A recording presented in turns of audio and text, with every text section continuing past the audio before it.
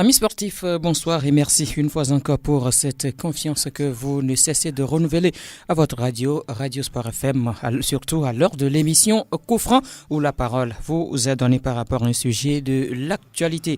Ce soir, nous nous intéressons à la deuxième défaite d'affilée de l'Est Togo en phase de poule de la Ligue africaine des champions. La dernière, c'était donc le mardi dernier à Casablanca face à Wydad de Casablanca, 3-0. Le club portuaire a coulé devant donc la formation marocaine. Ainsi, la question, selon vous, qu'est-ce qui peut expliquer ces deux défaites consécutives du représentant togolais dans cette compétition? Qu'est-ce qui peut expliquer ces deux défaites consécutives du représentant togolais dans cette compétition? C'est le sujet de ce soir. On sait que déjà à la première journée, l'Est Togoport avait perdu à Lomé face au club guinéen d'Oroya Athletic Club 1-2. Et ensuite, mardi dernier, à Casablanca, 3-0 pour le Wydad face à l'AS Togoport. Qu'est-ce qui explique ces défaites consécutives du club togolais? C'est le sujet de ce soir. Coup franc mise en onde assuré ce soir par Tewa Javon. Et l'homme à devant s'occupe donc de la vidéo de cette émission que vous allez retrouver donc après sur le www.radiosportfmtg.com. Et devant ce micro, moi je suis Grégoire Attignon, un premier auditeur est en ligne. Allô? Oui, bonsoir, Papa Grégoire. Algor. Oui, bon, ce soir, j'ai pas voulu te donner le temps de finir le sujet. Justement. Comment vous allez? Je vais bien, merci. Et vous? Oui, ça va. Oui, mon frère Grégoire, oui. Avant de revenir au vif du sujet, permettez-moi de m'incliner devant la mémoire de ce grand citoyen d'État, je veux nommer M. Junior Amemounia, oui. et qui nous a subitement quitté, qui a quitté le monde des vivants. J'aimerais profiter de cette opportunité pour présenter toutes mes condoléances à toute sa famille, à sa famille sportive, notamment le club Comido, et à la famille de la presse togolaise et la presse sportive. Ça a été vraiment un choc. Et depuis la dernière fois, il n'y a qu'une de ces phrases qui tournent en boucle et dans ma tête. C'est à chaque fois qu'il interviewe sur le club Comido, il ne cesse de dire, de répéter ce slogan Ezo, Bibi, Ezo, Mati. Ah oui. Vraiment, c'est quand même déplorable. Oui, vivement que ça nous sert quand même de leçon et qu'on sache que notre vie ne tient qu'à une petite chose. Merci beaucoup, Algor. D'accord. Et maintenant, pour revenir au vif du sujet, oui. Pour moi, je décèle beaucoup de choses. Et la conclusion générale que moi je dirais que la marche est un peu haute pour le club Togoport et l'apprentissage devient de plus en plus compliqué et au fur et à mesure que les rencontres passent. Donc j'aimerais de ce pas déceler le manque de préparation, et aussi je vois aussi un manque d'ambition et d'objectifs et du club et surtout de ses dirigeants, parce que oui, on va me dire que l'Est Togoport ne s'est pas préparé bien, l'Est Togoport ne s'attendait pas à se qualifier forcément pour les phases de poule, mais moi je me dis qu'un club organisé, des dirigeants organisés doivent savoir que du moment où ils doivent disputer des phases préliminaires, ils doivent envisager aussi la possibilité de jouer aussi la compétition et ils devraient dès le début du championnat ou bien avant même le début du championnat prendre les dispositions, ou bien ne serait-ce qu'à la trêve ils devaient essayer de prendre les dispositions pour pouvoir bien rentrer dans cette compétition, parce que moi sur les deux matchs j'ai vu et la limite et les limites du staff technique et les limites aussi de certains joueurs de l'Est de l'Est. Par exemple, si je prends sur le premier match, je pense que M. Aivi a évolué dans son système habituel. Le principe de j'espère parce que je n'ai pas vu le début de la rencontre. Oui, c'était le système mis en place, c'est le système adopté à Lomé. À Lomé, oui. Et je crois que c'est ce système qui a permis à M. Aivi Kevi et son équipe de remporter le titre la saison passée. Et je pense que cette saison-ci, c'est le système c'est ce système qu'il utilise en championnat. Mais le match contre Oroya a démontré toutes les limites de ce système qu'a mis en place M. Aivi Kevi. Ce n'est pas le système qu'il a mis en place qui a des problèmes, mais ce sont les joueurs, qui sont en manque de créativité ou bien qui n'étaient pas trop dans le match contre Oroya parce que je suppose que dans le système 3-5-2, il y a les milieux excentrés qui jouent le rôle de latéraux comme on a souvent l'habitude de dire, c'est-à-dire qui monte et revient, c'est-à-dire il joue à la fois un rôle offensif et un rôle défensif. Même moi sur le match d'Oroya, bon, pour la partie que moi j'ai regardé, je ne me rappelle pas avoir vu un centre venant soit du côté gauche ou bien du côté droit de l'équipe de l'Est Togo, alors que dans un système 3-5-2, ce sont les côtés qui peuvent permettre à l'équipe d'être menaçant offensivement, mais en tout cas moi je ne me rappelle pas avoir vu un centre venant d'un côté ou bien de l'autre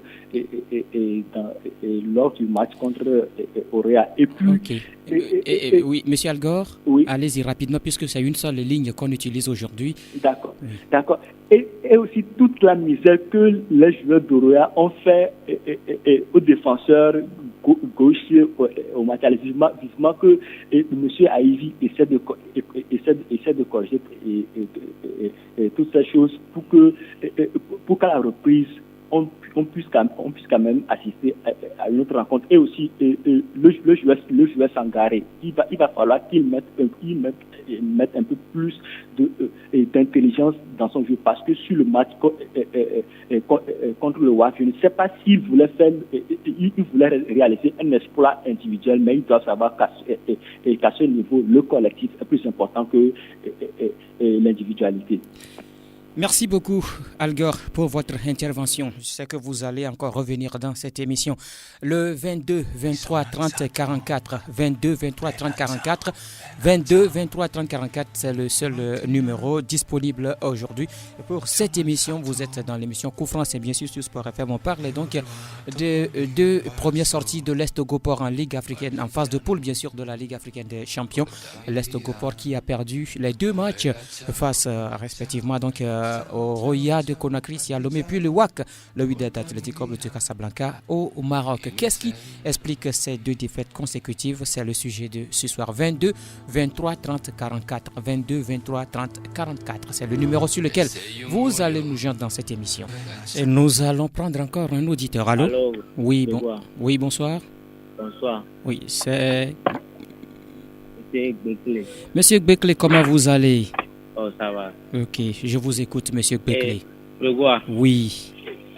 Il y a plusieurs facteurs qui expliquent ce début manqué de la Togo-Port. Premièrement, les dirigeants n'ont pas su prendre en compte tout ce que nous avons dit sur vos antennes.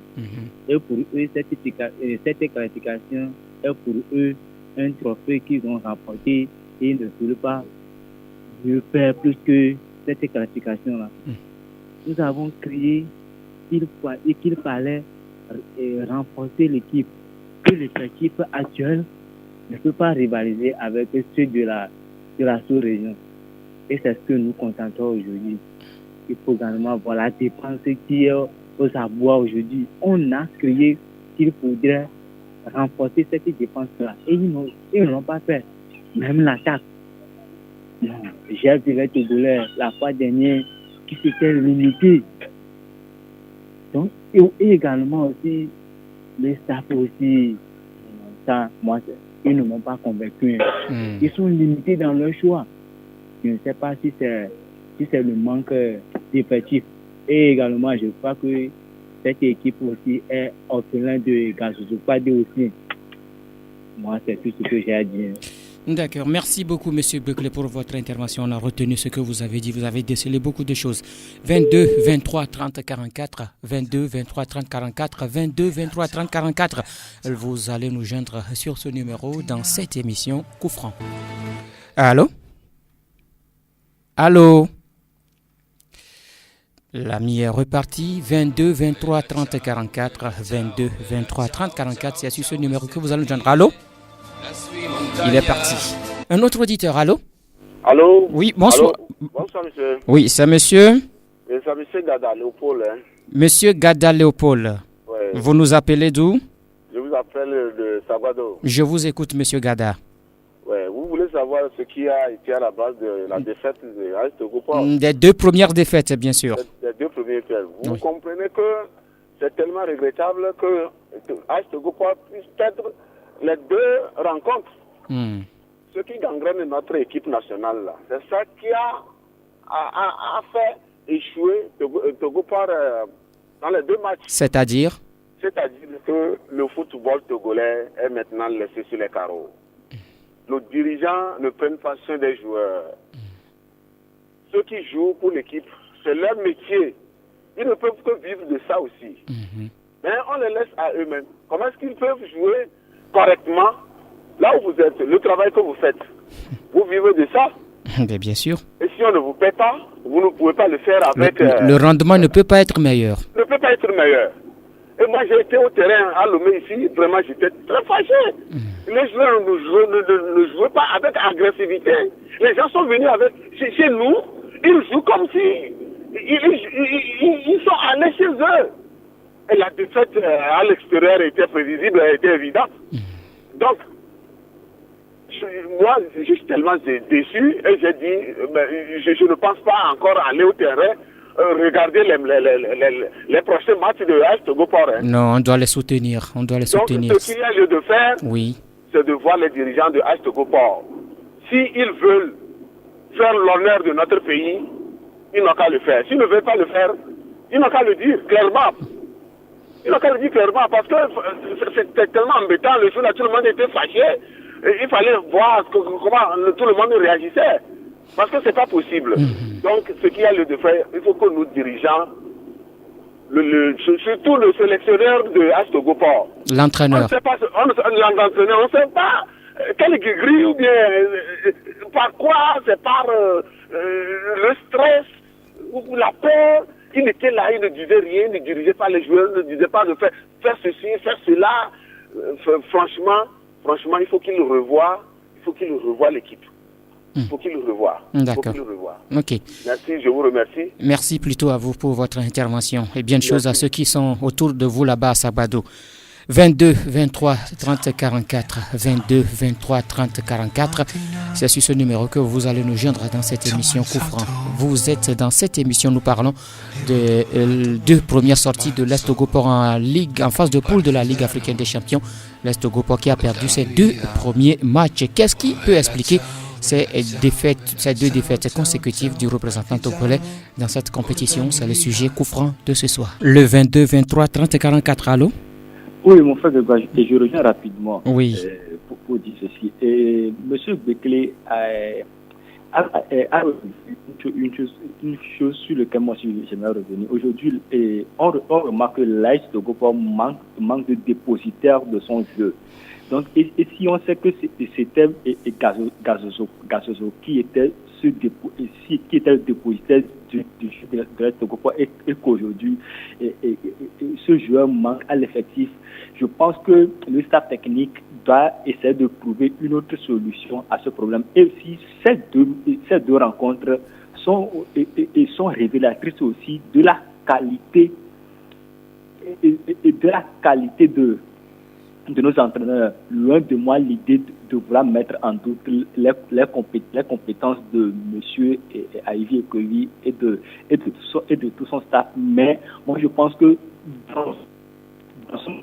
dans des matchs de ce genre de compétition, le staff technique se concerte à tout moment pour essayer de trouver des solutions quand ça ne va pas dans le jeu. Mais sur le match du WAF, je n'ai vu à aucun moment un des agents de M. Ivy Ekoyi l'approcher pour lui faire des suggestions ou bien pour lui faire des remarques. Je l'ai vu lui-même se tenir au bord du terrain. Bon, il criait parfois, mais ça n'allait pas. Et la défense de l'Est Togo, cette défense a été totalement aux abois dans le match contre le WAC. J'ai toujours l'habitude de dire que la valeur d'un entraîneur se reconnaît dans sa capacité à lire le jeu de son adversaire et d'apporter des solutions dans l'immédiat pour pouvoir contrer son jeu. La dernière fois, on a vu la défense de la Togo être totalement aux abois. Même M. Ivy et son staff ont été incapables d'apporter une solution dans ce match. Ils étaient impuissants. Justement, ils étaient impuissants, mais quand même, ils jouaient en 4-1. Et moi, ce qui m'a énervé sur le troisième but, les Marocains jouaient en une passe, c'est-à-dire 7 minutes de bas, et puis subitement, on a pris un but. Les nôtres étaient là, regardaient ces joueurs jouer. C'était quand même à la limite pitoyable. Donc, non, je pense qu'ils jouaient en 4-4-2. Vu la configuration du match, ils pouvaient passer en 7-3 ou bien juste pour essayer de densifier sa défense. Et puis, il a fait entrer Ove Paul à la fin de la rencontre. En ce moment, on était déjà à 3-0. C'est bon. Ça a démontré aussi la qualité, et je le répète, la qualité de nos entraîneurs, bien la qualité des entraîneurs qui sont dans notre championnat. Il va falloir que et le staff et les joueurs essaient de travailler sur eux-mêmes. Moi, je le dis, les joueurs, ils doivent savoir que peut-être ils n'auront pas l'occasion l'année prochaine de participer à cette compétition. Donc, c'est l'unique occasion pour eux de se savoir. Donc, ils se doivent de se transcender et de donner beaucoup plus qu'on entend de s'ils envisagent réellement de faire carrière dans le football et évoluer à l'extérieur de notre pays, parce que jusqu'à présent ce qu'ils nous montrent ne dépasse pas encore le niveau de notre championnat. Ils doivent essayer d'aller au-delà de ce qu'ils donnent pour le moment. D'accord, merci une fois encore à vous, Adger. 22 23 30 44 22 23 30 44 22 23 30 44 pour vous permettre donc d'intervenir dans cette émission Coup franc. On parle donc des deux premières sorties de l'Est Togo en phase de poule de la Ligue africaine des champions. Qu'est-ce qui peut expliquer ces deux défaites consécutives? C'est le sujet Coup franc de ce soir. Vous êtes à l'écoute de Sport FM à l'heure de son émission Coup franc. Ça passe tous les jeudis à partir de 18h05. Et ce soir, on parle, ou bien le sujet, c'est bien sûr les deux premières sorties de l'Est Togo en phase de poule de la Ligue africaine des champions. Défaite du club togolais tout d'abord face à Oroya Athletic Club de Guinée, ici à Lomé, 1-2. Et puis, la nouvelle défaite, c'était celle-là, concédée mardi dernier. Donc, face au Wydad Athletic Club de Casablanca, 3-0 au Maroc. Selon vous, qu'est-ce qui explique ces deux défaites consécutives de du représentant togolais dans cette compétition. C'est le sujet de ce soir. Je rappelle le numéro sur lequel vous allez nous joindre dans cette émission, le 22 23 30 44. 22 23 30 44. 22 23 30 44. Vous composez ce numéro et vous êtes dans cette émission Coup franc pour donner votre point de vue sur donc ce qui peut expliquer ces deux défaites consécutives, bien cette déconvenue du représentant togolais en phase de poule de la Ligue africaine des champions. L'émission, c'est Coup franc. Voilà, nous sommes arrivés à la fin de cette émission Coup franc. On a parlé donc ce soir des deux premières sorties ratées de l'Est Togo-Port en phase de poule de la Ligue africaine des champions. Qu'est-ce qui peut expliquer ces deux défaites consécutives? Merci à ceux qui ont appelé dans cette émission, Al Gore, M. Bekele et puis M. Gada Léopold. Merci à Théo Ajavon qui a assuré la mise en onde et l'homme à devant s'est occupé donc de la vidéo de cette émission, une émission que vous allez retrouver sur le www.radiosportfmtg.com. Moi je suis Grégoire Attignon, on se retrouve la semaine prochaine dans un nouveau numéro, avec un autre sujet. Jusque là, portez-vous bien, bonsoir chez vous.